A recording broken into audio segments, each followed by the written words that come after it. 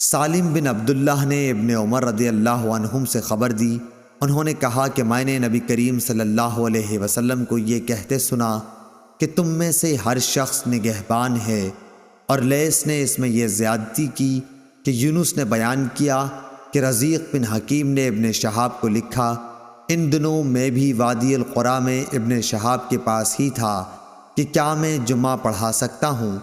رزیق ایلا کے اطراف میں ایک زمین کاشت کروا رہے تھے، وہاں حبشہ وغیرہ کے کچھ لوگ موجود تھے۔ اس زمانے میں رزیق ایلا میں حضرت عمر بن عبدالعزیز کی طرف سے حاکم تھے۔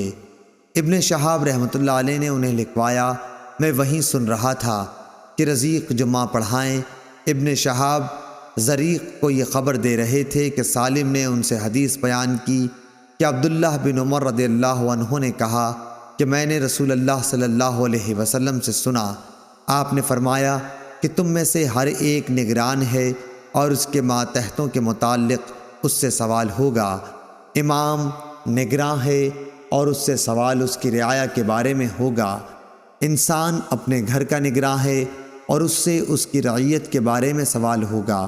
عورت اپنے شوہر کے گھر کی نگران ہے، اس سے اس کی رعیت کے بارے میں سوال ہوگا۔ خادم اپنے آقا کے مال کا نگراں ہے اور اس سے اس کی رعیت کے بارے میں سوال ہوگا۔ ابن عمر رضی اللہ عنہ نے فرمایا کہ میرا خیال ہے کہ آپ صلی اللہ علیہ وسلم نے یہ بھی فرمایا کہ انسان اپنے باپ کے مال کا نگراں ہے اور اس کی رعیت کے بارے میں اس سے سوال ہوگا، اور تم میں سے ہر شخص نگراں ہے اور سب سے اس کی رعیت کے بارے میں سوال ہوگا۔ صحیح بخاری حدیث نمبر 893۔